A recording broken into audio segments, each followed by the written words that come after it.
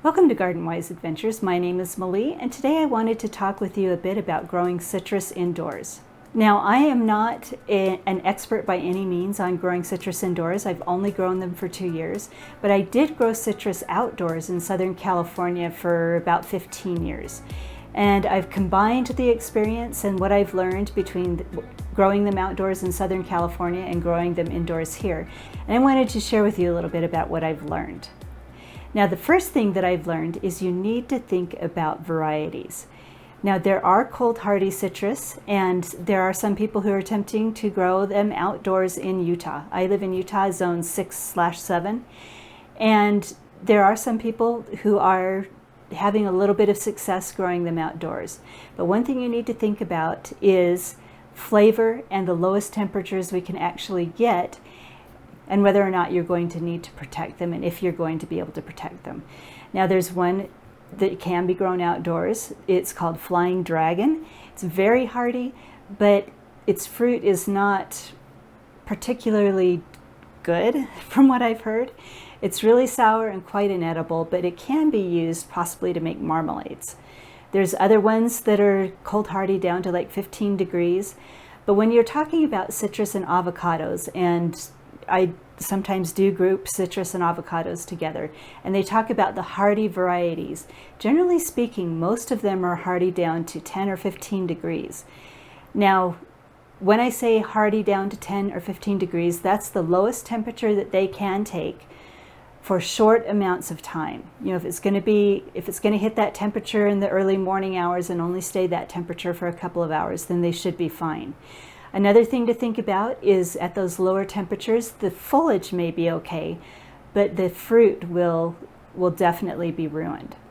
So a lot of people opt to grow their citrus in zones 6 and 7 indoors rather than try and choose the hardy outdoor varieties. Now, I've chosen a little bit hardier varieties to grow indoors.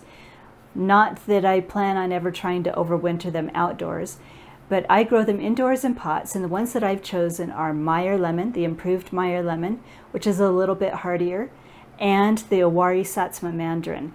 Now, both of those can take temperatures down to 15 degrees for short amounts of time, and the fruit probably will be ruined if it gets that cold. So, like I said, I am growing them indoors. The next thing you need to think about is pots. And I want to show you the citrus that I am growing and show you the pots that I have chosen for them and talk a little bit about why we chose those pots. Now, these are my citrus trees. I also have an avocado tree that is getting ready to flower. Not sure if it'll give me any fruit this year. We're still working on fertilizer on avocado trees. It's a little bit stunted, smaller than I think it should be, but it does look healthy. But these are my citrus trees. And these are the pots that I am using. They are smaller. They're probably about a 7-gallon. I'm not really good at guessing the inches. Then we have another fun one right here. Pardon the lighting, but I had to turn off the light so you wouldn't get the striped effects. This one is an Australian blood lime. Now this one is definitely not hardy, but it's a fun variety. And this one right here is in a 2-gallon pot. When I purchased it, it came in a 1-gallon nursery pot, and I got it this last spring. So I just moved it up to the 2-gallon size, and then next year I think I may move it up to a 5-gallon and then up to the 7-gallon size. Now, there are different reasons to choose the pots that you choose. Citrus can get quite large, and if you put them in larger pots, they definitely will get bigger. Smaller pots will help restrict the size a little bit, but they can become root bound pretty quickly. One thing you can do if they become root bound is when you pot up your plants, you can actually prune the roots to try to keep them a little bit smaller. But you definitely have to plan for the fact that citrus will get larger. Now, another thing you need to think about when choosing pots for your plants is how large of a pot can you move. Now, my citrus go outside in the summer in full sun, and then they come inside in the winter. So I need to choose a pot that, number one, I'm going to be able to move easily, and number two, that I'm going to be able to fit in my grow room under lights.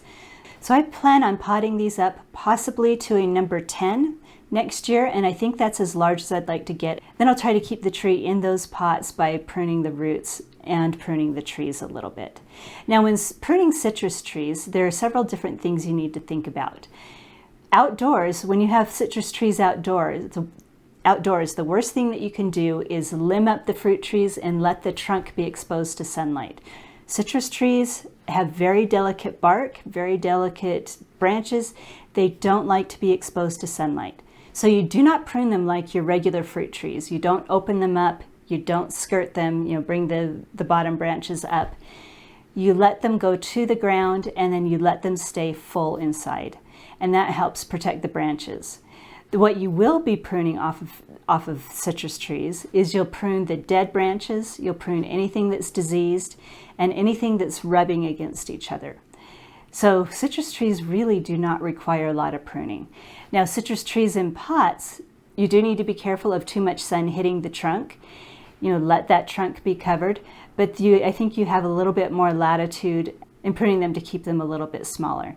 And what I do with my citrus trees so that they can bulk up is I've actually tip pruned them. And let me show you what I mean by tip pruning. Now, these trees are 2 years old. I got them, well, actually a year and a half. I got them a year ago last spring. And they were really tiny when I got them.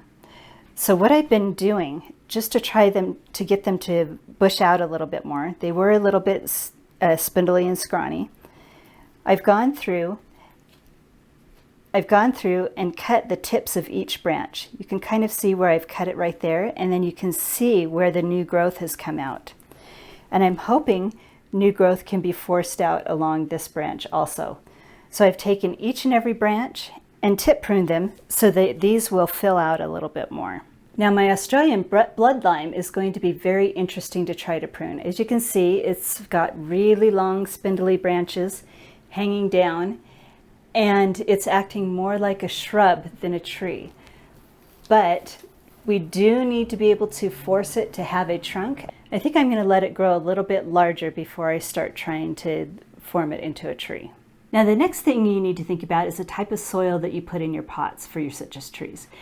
Now, I learned in California that the worst thing you can do for citrus is to have their roots sit in water.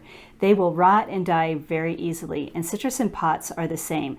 They cannot be in pots that hold a lot of water. They do use a lot of water. They do need to be watered regularly, but they can't be in soil that holds the water next to the roots.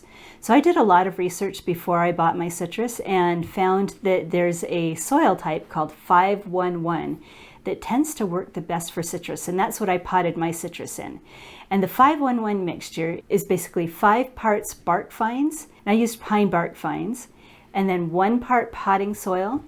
And I think part of the problem that I've had with my citrus trees, not growing as fast as I thought they would, is that I used a really poor quality potting soil when I potted up my citrus trees. So I'm going to be changing that up when I pot them up next spring and use a better quality potting soil. And then you use 1 part of perlite. You can also use pumice if you would like, but you just need to use something that's going to give it really good drainage. The one thing that you would not use is vermiculite or a lot of peat moss or a lot of coconut coir, because it holds a lot of water. Now, if you can find another type of potting soil that drains really well, does not hold a lot of moisture against the roots, then that would also work. So potting soil is extremely important when you're thinking about having citrus indoors in pots. Another thing that's really important is how you water them. And let me show you how I water my citrus. First thing that I do is I actually save water from when I do showers and everything. And I usually water only once a week, except for a few plants, and I'll show you those. And it's usually my citrus and a couple of my veggies in here. So I've been having an issue with fungus gnats, and the reason I keep having an issue with fungus gnats is I continuously move new soil in here, and the soil ends up being infected with fungus gnats, and so we end up starting over.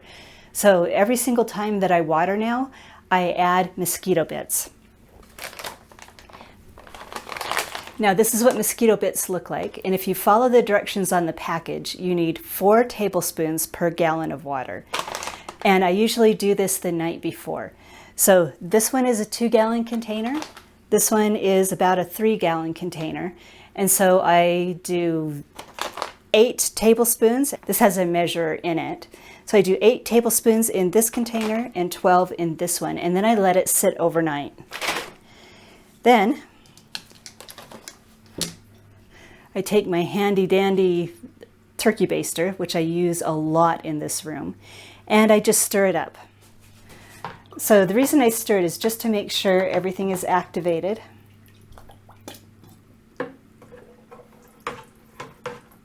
So those are nice and stirred. Now I could just water and allow the mosquito bits to stay in the pots, but I use these so often that I actually like to strain it. And you can compost the mosquito bits, but for time's sake I end up just tossing them. So the way that I found works the best to strain the mosquito bits is just to use one of my large sieves. So I just pull out the little bits and then we have water that's ready to go.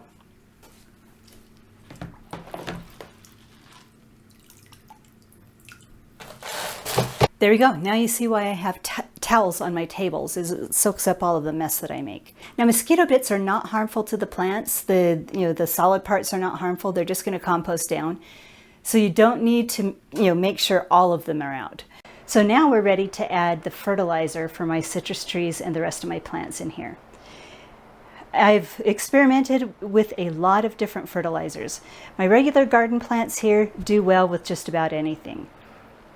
I particularly like the AeroGarden fertilizer, but it's really expensive. So I looked for a less expensive option, and I found Maxi Bloom and Maxi Grow. They're a powdered hydroponic fertilizer, and the Maxi Grow has more nitrogen. The Maxi Bloom has more potassium and phosphorus, and that's of course to promote fruiting and flowering.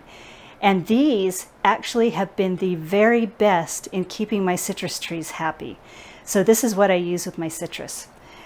Also, for a little bit of extra nitrogen, I sometimes will add the Neptune's Harvest seaweed fertilizer, and I just add a little bit because we're indoors and I don't want the room to stink terribly. And then another thing that I found that is absolutely necessary for my citrus is this Cal Mag. If I don't use this Cal Mag, my citrus definitely starts to yellow. So this is very important. And I just follow the directions on the packages. But with the Cal Mag, you need 2 to 4 milliliters per gallon for the growing phase. And for the bloom phase, 3 to 5 milliliters. And my trees are blooming and they are also fruiting right now. So I definitely go for the 5 milliliters. And this is approximately 2.5 gallons right now, so I'll do around 10 milliliters. Oops, it's a little too much. So a little over 10 milliliters into this bucket right here. Very important.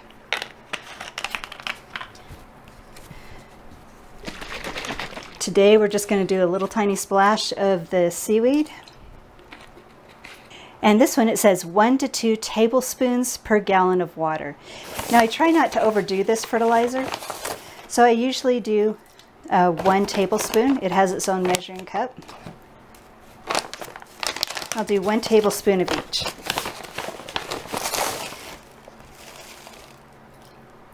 Then I use my handy dandy turkey baster to stir it up, and I try to make sure to scrape the bottom. And it needs quite a bit of stirring because it is a powder. And this is where the turkey baster also helps. Suck it in and out and try to get the powder dissolved. So now we have our ugly looking concoction, but it is absolutely a blessing for the citrus. So let's go over and show you how I water my citrus. Now citrus, as we discussed before, needs well-draining soil. And I will pour water into these until it drains out into these trays below. And then I will siphon the water out, the drained water out, so that we don't have stagnant sitting water, and use it elsewhere. And I will show you that process. So we'll come in here and give it a good soaking with this really nutritious drink that my citrus and my avocado really do seem to like. Ever since I've switched to this form of fertilizing and watering, my citrus seem to have a lot more new growth.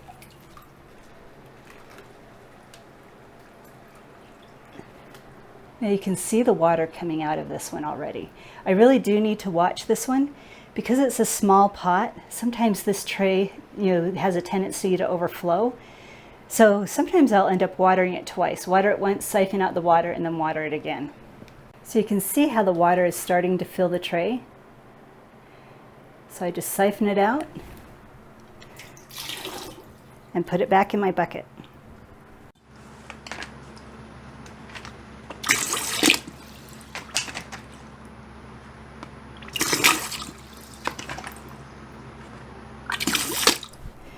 There we go, all the water. Well, I can't say all the water. You'll never get all of the water out of these trays, but enough of the water is siphoned out, put back in my pot so I can use it on the other plants. And the water that is left over in these little trays are going to add to the humidity in the room. And the citrus really actually loves humidity. So once you've got your citrus trees potted up, you've figured out how to water them, you've chosen your potting soil and planted your citrus in pots and have worked out a fertilizer schedule, the next thing you need to think about is where are you going to put your trees indoors. Now, when you bring trees indoors, they do need light. So they do still need the same 6 to 8 hours of light that they would need if they were outdoors. So there's different options that you can choose. You can put them up against a south-facing window if that window gives you a lot of great light, and that would work. There's a lot of people who do that with their citrus trees. I do not have a really good south-facing window, so I actually use grow lights, and let me show you the lights that I use. Now I have some Sensei lights here. You can use any really good grow light, but you need a grow light that is going to give your trees the maximum amount of light as possible. And if you do that, you're going to actually be able to spark flowering and fruiting and keep your trees healthy. Now, when we're talking about fruiting, all citrus trees really have their own schedule of when they flower and fruit.